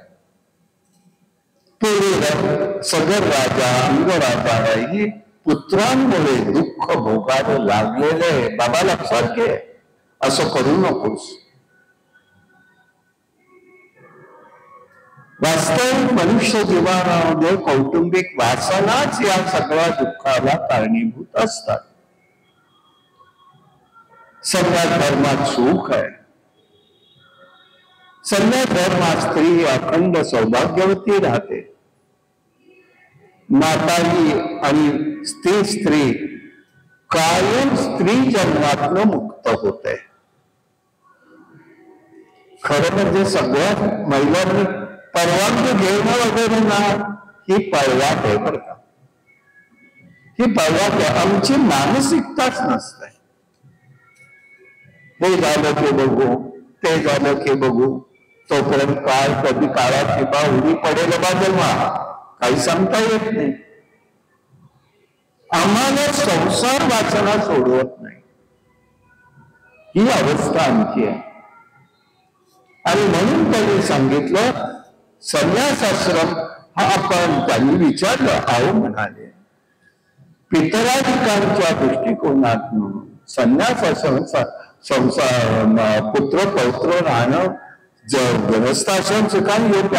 अरे आहे म्हणाले, हे बरोबर आहे, पण प्रारब्धात नसेल. अट्टहासानी, थोडक्यात अट्टहासानी मिळवलेली कोणतीही गोष्ट सुख देत नाही हा सिद्धांत आहे. अट्टहासानी, लक्षात घ्या, परत मिळवलेली कोणतीही गोष्ट, पैसा असेल, अपत्य, शिक्षण, सध्याच्या स्थितीमध्ये बघा मुलं मुली किती शिकतात शिकतात शिकतात, लग्नाची वय होऊन जातात, मग लग्न होत नाही, मग कोणी स्वीकारत. आता तर काय सगळंच करत झालं, कोणी काहीही करत असत. तर काय म्हणणार तुम्ही? त्याला उत्तर काय देणार आहात? अति कष्टाने मिळवलेली कोणतीही गोष्ट सुख देत नाही, यासाठी विचार करायला पाहिजे. हे त्यांनी तिथे सांगितलं. पण नाही तर मी प्राणत्याग करेन म्हणाले. विधी बदलण्याचा प्रयत्न करू नकोस म्हणाले. यश आलं उत्तम, न आल्यास अट्टहास स्वाग्रही वृत्ती असू नये. चित्रकेतू राजाने पूर्वी पुत्र संततीसाठी प्रयत्न केला, पुन्हा दुःख वाटायला आलं. पुत्राची इच्छा व्यर्थ आहे, परंतु तू पुत्र प्राप्तीसाठी अधीर आहेस. म्हणाले तर मी आत्महत्या करतो. शेवटी म्हणाले मला आता असं सांगून पटणार नाही, घेऊ देत अनुभव. मग एक पोर दिलं त्याला, हे पोर घे आणि पत्नीला खायला दे. पण एक आहे, हे फळ खाल्ल्यानंतर त्या स्त्रीने वर्षभर व्रतस्थ राहायला पाहिजे. कोणतं व्रत? कोणाशी भांडायचं नाही, म्हणजे तिच्या मनाचं व्रत विरुद्ध, शुद्ध वागायचं, खरंच बोलायचं, सर्वांवर दया करायची. तिला दानधर्म नको होता, ते त्यांनी सांगितलं दानधर्म करायला पाहिजे, एकभुक्त राहायचं. या व्रताचरणाने तुला एक मुलगा होईल, सुंदर होईल. हे सगळं सांगितलं त्यांनी. आधी काय सांगितलं? तुला अपत्यापासून दुःख आहे. आता सांगतात हे व्रताचरण केलंच तर म्हणून तुला मी फळ देतो. आत्मदेव घरी आला, पत्नीला सांगितलं हे फळ मला एका संन्यासाने दिले, अमुक आहे. उलट तुला दुःखच झालं. का दुःख झालं? तर ते फळ खाल्लं तर मी गर्भवती होईल, भोजन काय करता येणार नाही, मी अशक्त होईल, काम करता करता येईल का नाही कोणच तो, मला हिंडायला मिळेल का नाही. गर्भवास एक वेळेला ठीक आहे असं तर म्हटलं तर पुढे परिस्थिती काय? तो कोणच आहे ना, बाळंत कोण आहे तो?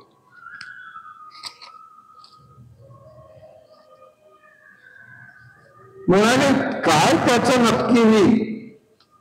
मरण आलं तर प्रसिद्ध योजना मला सोसलं नाही तर, आणि ही सगळी सत्य संसारी नियमाचं पालन मला काही करता येणार नाही, मनात सगळं म्हणजे. आणि सध्याची परिभाषा माझा फार बदलला तर आता काय या विचाराला म्हणायचं कळतच नाही. कशाचं सुख आणि कशाचं दुःख. म्हणजे हे सगळे विचार ती करते तोपर्यंत तिची बहीण दुंदुली नावाची घरी आलेली आहे. तिला दिवस नुकतेच गेलेले होते. ती म्हणाली तू काळजी करतेस, हे दिले नको गडबडा.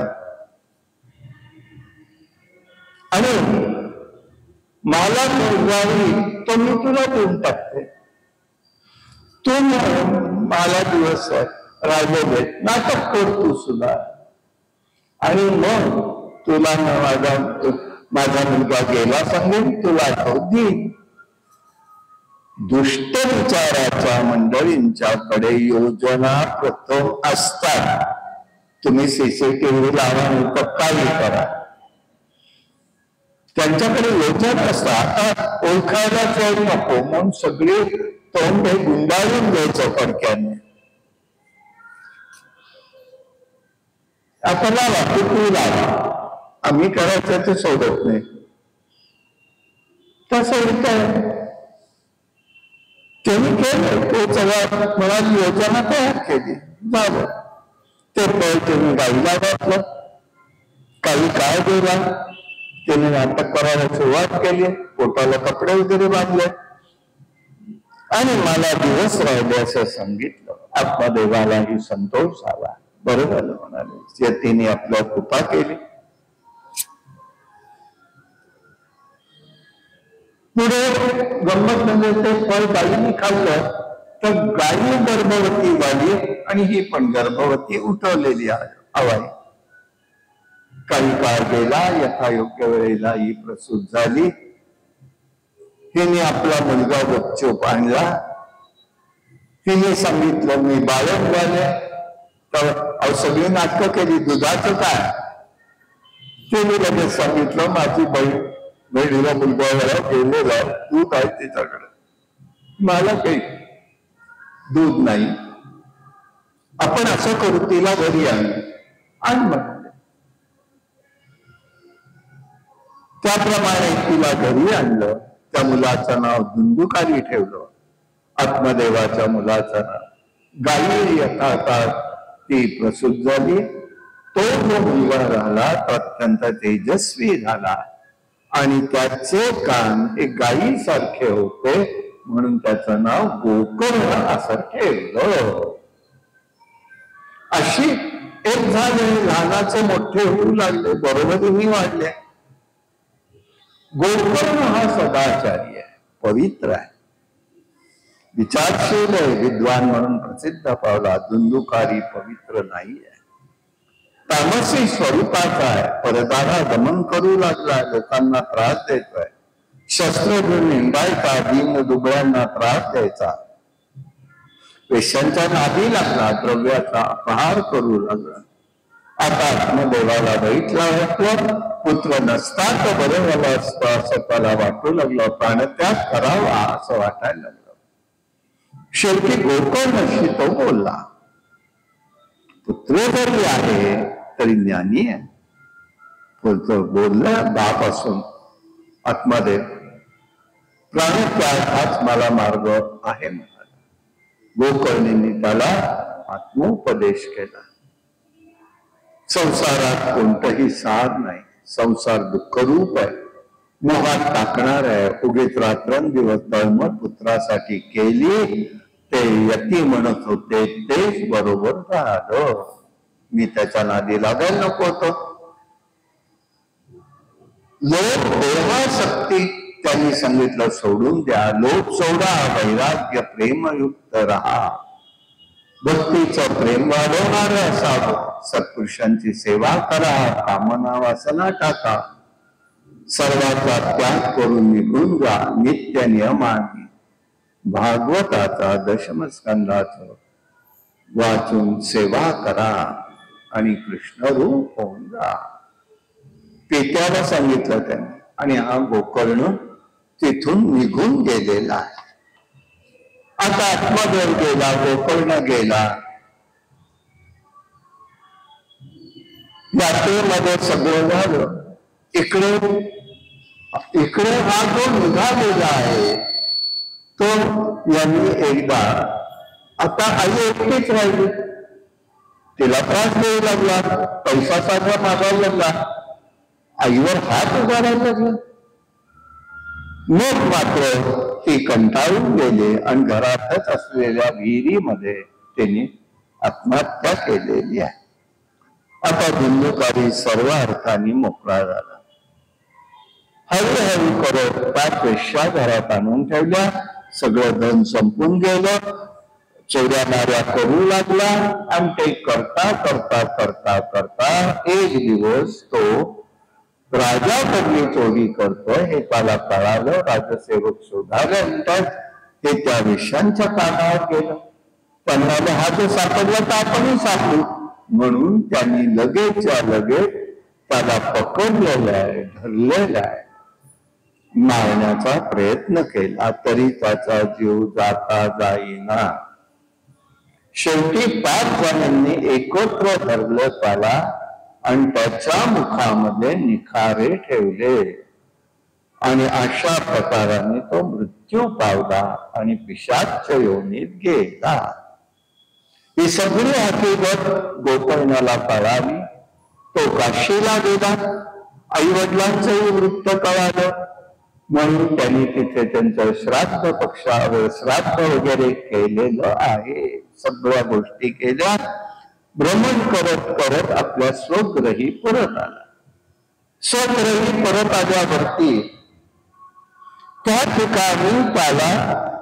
ठिकाणी या ज्या बाकी स्त्रिया होत्या त्यांनी काय केलं, इकडे आमचा पती हा धन मिळवायला परदेशात गेला म्हणून आम्ही या ठिकाणी आमच्या माहेरी जाऊन येतो असं म्हणून सगळ्या एक एक जण करत सगळं लुटून निघून गेलेलं आहे. आणि मग हा गावात आला. रात्री बास त्याने आपल्या घरातली काढली, अंगणामध्ये टाकली, झोपला. तो मध्यरात्री हे पिशाच धुंदुकारीचं आलं. मेंढ्याचं रूप घे, हत्तीचं घे, रेड्याचं रूप घे, मधूनच इंद्र मध्ये अग्नी रूप व्हावं.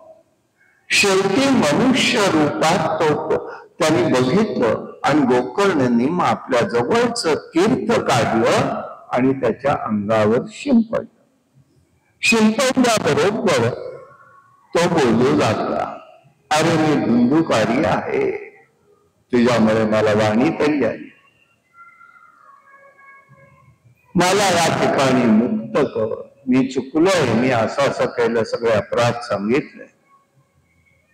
माझ्या दुष्ट कृत्यानीच मी ह्या योनीत येऊन पडलेलो आहे. कर्मगती वाईट आहे, दया कर, योनीतनं बाहेर काढ. गोकर्णाला आश्चर्य वाटलं.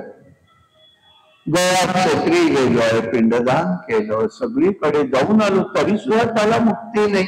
आणि हा काय करावा उपाय याच्या विचारामध्ये तो पडलेला आहे. अशा वेळेला त्याला त्या ठिकाणी गावातल्या लोकांना त्यांनी विचारलं, भेटला, काय करावं म्हणाले. तेव्हा त्याला गावातल्या लोकांनी सांगितलं, बाबा रे, तुझा मित्र सूर्यदेव आहे तर त्याच्याशी बोल तू आणि निर्णय कर. त्याप्रमाणे त्यांनी सूर्यदेवांना विचारलेलं आहे. त्यांनी भागवत कथा करावी हे सांगितलं म्हणून त्यांनी भागवत कथा करण्याचा निर्णय केला. आणि त्याला म्हणाले, तू असं कर, मी अंगणातच करतो, बाहेर एक वेळीचं पेट होतं, त्याच्यामध्ये तू बस आणि तिथे बसून तो एक, लोकांना भीती नको म्हणून तो तिथे बसून ऐकतो. आणि इथे सगळी कथा सांगणं त्यांचं चाललं. एक दिवस जाईल तसं त्या वेळूच्या बेटामध्ये बसल्या एका बांबूचे एक पेड़ म्हणजे अशा ज्या खुणा असतात मधल्या, ते गळून पडायला लागले. शेवटच्या दिवशी तो त्यातनं मुक्त झालेला आहे. अशा प्रकारचं हे त्यांनी सांगितलं. शरीर क्षणभंगूर आहे, याचा विचार करून फलसेवन करावं. हे फळ सर्वांना सारखं मिळतं. मग प्रश्न असा येतो, यांना सगळ्यांना, सगळेच लोक ऐकत असतात, सगळे भगवत भक्ती करतात, मग सगळ्यांना फळ सारखं का मिळत नाही? याचं कारण आहे, ज्याचं त्याचं कर्म, प्रारब्ध कर्म, आणि ज्यांनी ज्या भावनेने ऐकलं त्या भावना, त्याचा विचार, त्याचं चित्त, या सगळ्याचा परिणाम त्यावर असतो. म्हणून सगळ्यांना सारखं फळ मिळत नसतं. म्हणून भगवंत आधीच सांगतात, कर्मण्ये वाधिकारस्ते महाफलेषु कदाचन. महाफलेषु कदाचन. तुला कर्म करायचा अधिकार आहे, कर्माच्या फळावर तुझा अधिकार नाही, कारण ते सगळं तुझ्या कर्मावरच अवलंबून असतं. भगवंत कर्मात ढवळाढवळ कोणाच्याही करत नाही, पण भक्तांच्या कर्मामध्ये तो त्या ठिकाणी लक्ष देत असतो. म्हणून बुद्धी योगम लगाम, बुद्धी कर्मानुसारिणी. मनुष्य जे जे कर्म करतो ते प्रारब्ध कर्मातल्या गोष्टींच्याच मुळे करत असतो, अन्यथा नाही. तशीच बुद्धी होते, सगळं मिळतं, सगळं असतं, पण बुद्धी मात्र स्थिर राहत नाही. आता कारण प्रारब्ध कर. यासाठी क्रियमान कर्मांचं बलवत्तर झालं तर प्रारब्ध कर्म क्षीण होतं. पण प्रारब्ध कर्म क्षीण करण्यासाठी कर्म करायचं नाही. कर्म बलवत्तर असल्याने होतं धर्माचरणात. कर्म भक्तीने, प्रेमाने, निस्पृह भावनेने, निर्ममत्वाने, विनासक्तीने, आणि मग त्यातनं ते पुढे येते. यासाठी क्षयोगी क्षणभंगूर आहे, याचा विचार करायला पाहिजे. मनातील लोक भागवत कथेच्यामुळे दूर होतात. ते घरही स्वच्छ पवित्र ठेवावं, जागा विस्तृत असावी, सुशोभित करावी, शुद्ध मनाने दयाळूपणे करावं, पालन करावं, यथासांग दानधर्म करावा, मुक्ती देणार हे शास्त्र आहे. ज्ञान वैराग्य भक्ती लावण्ययुक्त श्रेष्ठ अधिकारी आहे. हा गुणानुवाद ऐकता ऐकता तेही त्या ठिकाणी तरुण झालेले आहे. सर्व जीव मात्र एकत्र येतात. वेदरूपी कल्पवृक्षाचं हे फळ आहे, भागवत रूपी फळ आहे. पिबती रसमलन म्हटलं. का बरं? भागवत हे रसाळ फळ आहे, पण आंबा सुद्धा रस आहे. पण आंब्याची कोर आठवडी आणि साल टाकावं लागतो. इथे काही टाकायचंच नाही, सगळंच घ्यायचंय. भागवत कथांमध्ये किंवा भागवतामध्ये एक महत्वाचं, सगळं पिबत सगळं प्यायचं रसस्वरूप आहे. चावायचं श्रम नाही आहे, पण घेण्याचं पाहिजे ना आपण. आणि यासाठी आपण या ठिकाणी आहोत. शुकाचार्यांनी राजा परीक्षिताला भाद्रपद महिन्यात पहिल्यांदा ही कथा सांगितली. आषाढामध्ये शुक्ल नवमी ते पौर्णिमा गोकर्णनी सांगितली आहे. ब्रह्मदेवानी सनत कुमारांना कार्तिक शुक्ल नवमीला सांगितले आहे. म्हणून कथेचा काळ भाद्रपद, अश्विन, कार्तिक, मार्गशीर्ष, आषाढ, श्रावण हे आहेत. यावेळेला लोक ज्यांनी ऐकायचं त्यांनी सगळ्यांनी मितराहारी राहावं, शुचिरभूत असावं, आणि त्याच्याबरोबर आपण अल्पाहारी राहून आपल्याला सोसेल त्याप्रमाणे हे करून त्याचा विचार करायचा आहे. आणि निशंक मनाने भक्तियुक्त अंतःकरणाने हे सगळं ऐकावं. मग या ठिकाणी विषय असा आहे, तो फळ खाऊन मुलं होतात. पण अलीकडे विज्ञान युगातला अनुबंध बरोबर येतो, चूक असं मी म्हणत नाही, पण फळाचा अर्थ काय हे समजला पाहिजे. इंग्लिश मध्ये फळाचे दोन अर्थ आहेत. एक फळ काय, फ्रूट आहे, आणि एक काय, आता हे घरात नवीन कुटुंब वत्सल प्रणाचं ऐकायला येणार नाही, आम्हाला ऐकायला यायचं. आजी वाटतं आपण जे वय असायचं काय म्हणायचं, अरे आतापर्यंत जे कष्ट काढले त्याचं फळ मिळालं, म्हणजे काय, रिझल्ट. म्हणजे फळाचा अर्थ दोन, एक फ्रूट आणि रिझल्ट. मग इथे जे आहे ते नक्की काय आहे? आत्मबळ म्हणजे आत्मा आहे. धुंदुली ही जो त्याची पत्नी आहे ती बुद्धी आहे, आणि ही बुद्धी आहे कशी, तर ती त्याचा संतीने अविवेकी झाली, बहिणीच्या संतीने अविवेकी झाली, आणि त्याच्यामुळे तिथे पुत्र झाला तो विवेकी नाही. विवेक म्हणजे आत्मपुत्र असतो, तो गोकर्णासारखा. आणि म्हणूनच संघाशिवाय, सत्संगाशिवाय विवेक प्राप्ती होत नाही. विवेक ना कोण विवेक निर्माण होत नाही. यासाठी आत्मबुद्धीचा संबंध जोपर्यंत आमचा सर्व मार्गाने भगवंतापर्यंत जात नाही तोपर्यंत पुत्र नाही. जांबवंत आणि हनुमान यांनी जेव्हा पाहिला तेव्हा शक्ती जागृत केली आहे. धुंदुली ही तिचा नियम आहे. मन बुद्धीच्या साह्याने वागत जातो, दुःखी होतो, आत्मा हा धोका प्राप्त होतो. गाय हे भक्तीचं रूप आहे. धुंदुकारी अधर्म पुत्र आहे. 5 वेश्या म्हणजे प्रत्यक्ष वेश्या नसो, रूप स्पर्श रूप रस गंध आहे. त्याच्यातच माणसाचा शेवट असतो. एका कुठल्या तरी पदार्थात विचारात जीव अडकतो आणि त्यात त्याचा शेवट होतो. म्हणून या काची तो ऐकायचं नाहीये. शब्द स्पर्श रूप रस गंध. आता काय सत्यावाने लहानापासून थोरापर्यंत हातामध्ये कोण घेऊन बसले आहे ना. जेथे जातो तेथे तू माझा संगाती, सत्य सगळ्यांना बरोबर राहतो.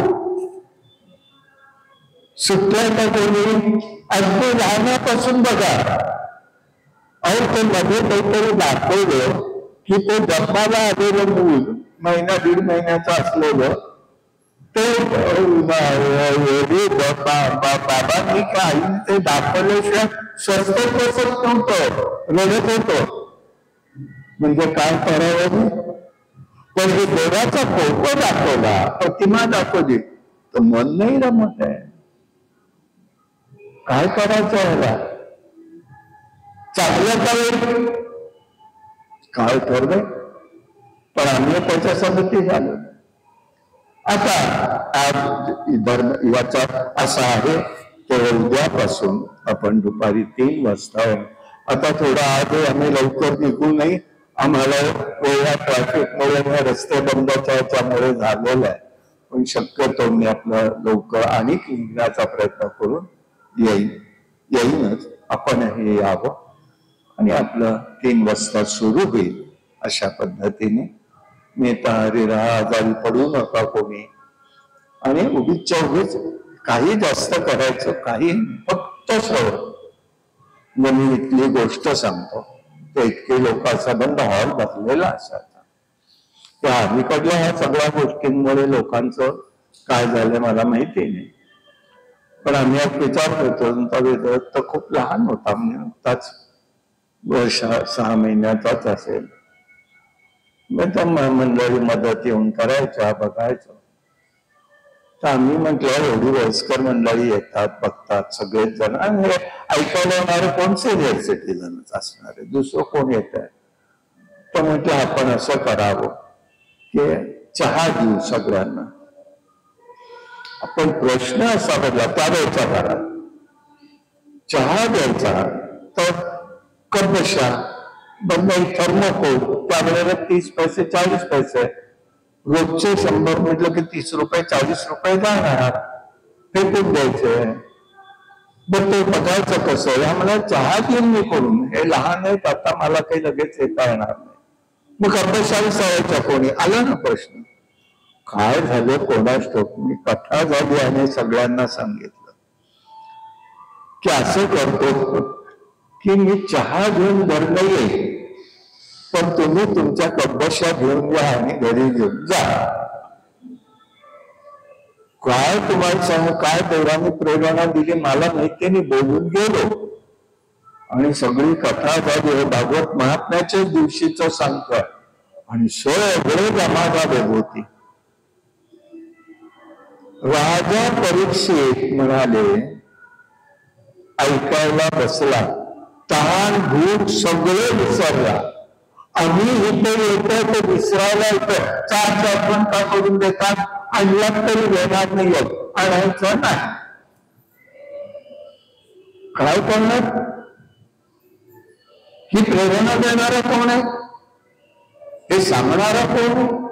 तो परमात्मा सगळ्यांच्या अंतःकरणात असतो. आपल्याला पाहण्याची दृष्टी हवी आहे. असो, आता आज या वेळेला आणखी एक गोष्ट सांगतो. आत्मदेव जो आहे तो कोण होता? भागवतात त्याचा उल्लेख नाही आहे. आत्मदेव हा पूर्वी एक ब्राह्मण होता. 5 मुलगे होते.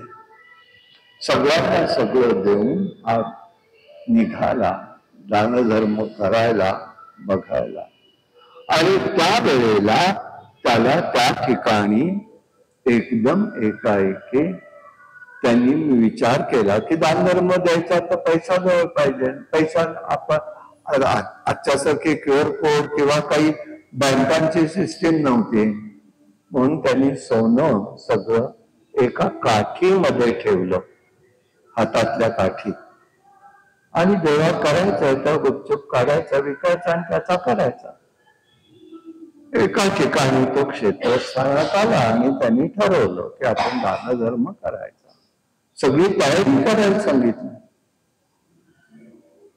तयारी करायला सांगितली आणि त्या ठिकाणी करता करता करता रात्री म्हणाला आता सकाळी पैसे द्यायचे, दान करायचं. ती काठी बघायला लागला. त्याची काठी काय आहे? ज्यांच्याकडे तो उतरला त्यांनी त्यांना विचारलं. त्यांना लोभी होता तो माणूस. तो लोभी माणूस होता, त्याला अपत्य नव्हतं. त्यांनी काय केलं, ह्या काठीत सोनं हे त्याच्याचकडनं ऐकलं आणि त्यांनी सांगितलं मला विकायचा, माणूस सांगायचं कोणी. त्यांनी रात्रीच तो झोपल्यानंतर काठीतलं सोनं काढून घेतलं, दगड भरून ठेवले, काठी त्याला ठेवली. दुसऱ्या दिवशी हा बघतोय तर काही नाही, महादुःखी झाला. मग त्याने आत्महत्या केली की मी लोकांना उत्तर काय देऊ आता. तर हाच तो ब्राह्मण जो होता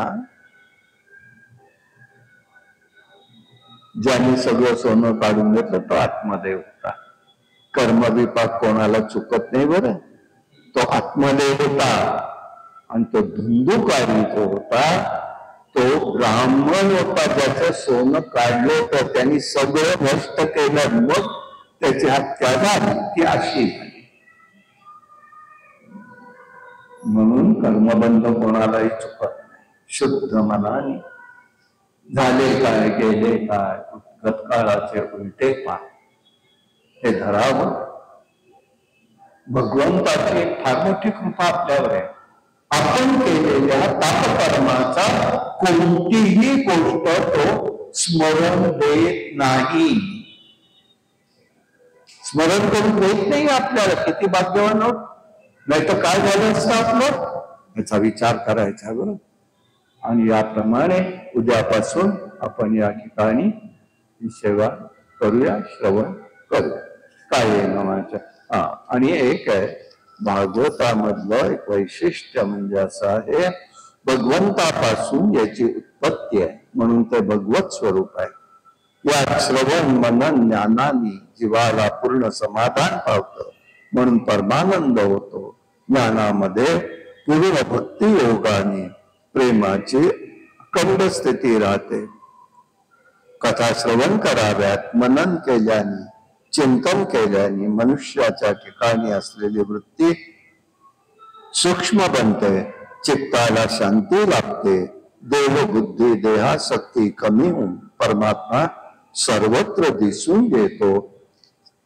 हेच त्याच्यातलं महत्व आहे. आणि यासाठी काय करायचं आहे आपल्याला हे त्या ठिकाणी बघायचं.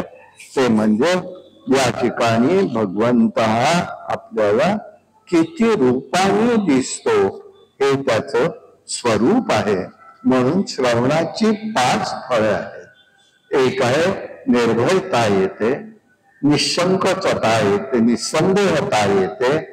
तिसरं निरामय प्रेमाची प्राप्ती होते. चौथं हृदयामध्ये परमेश्वराचा वास आहे याची अनुभूती येते. मग सर्वत्र परमात्म्याची अनुभूती येते. आणि सगळ्यात महत्वाचं मन निर्वासना निरीच्छ होऊन शकतं. ही भागवत श्रवणाची फलित आहे. आणि म्हणून आपण त्या भगवंताला प्रार्थना करून आजचा विषय संपवूया. म्हणून भागवत ग्रंथ कसा आहे? घटनात्मक आहे. 12 स्कंद आहेत, 18,000 मंत्र आहेत. आणि याच्यात अनेक संवाद जरी असले तरी महत्वाचा संवाद आहे राजा परीक्षित आणि शुकाचार्य महाराज यांचा. एक घटनात्मक आहे, एक उपदेशात्मक, एक स्तुत्यात्मक आहे आणि एक गीतात्मक आहे. गीतात्मक याचा अर्थ शाश्वत मूल्यांचं दर्शन आहे. आणि म्हणून याचं चिंतन आपण करायचंय. अशा प्रकारचा हे भागवत ग्रंथ आहे. तेव्हा आपण या ठिकाणी देवाला प्रार्थना एवढंच म्हणूया, रक्ष रक्ष जगन्नाथ रक्ष त्रैलोक्यनाथ, भक्तानुग्रह करता त्वाम नमस्कार गृहण्यमे. हे जगन्नाथा माझं रक्षण करा, आपण भक्तांवर कृपा करावी व माझा नमस्काराचा स्वीकार करावा. हे प्रार्थना करून आजचा विषय आपण संपवूया. कायेन वाचा मनसेंद्रिये वा बुद्ध्यात्मना मा प्रकृती स्वभाव करोमि यद्यं सकलं परस्मै नारायणाय समर्पयामि. हरि ओम तत्सत्. श्री कृष्ण गोविंद हरे मुरारे. हे नाथ नारायण वासुदेव. प्रद्युम्न दामोदर विश्वनाथ मुकुंद विष्णोर्भगवन् नमस्ते. श्री कृष्ण गोविंद हरे मुरारे. हे नाथ नारायण वासुदेव. प्रद्युम्न दामोदर विश्वनाथ मुकुंद विष्णोर्भगवन् नमस्ते. श्री कृष्ण गोविंद हरे मुरारे. हे नाथ नारायण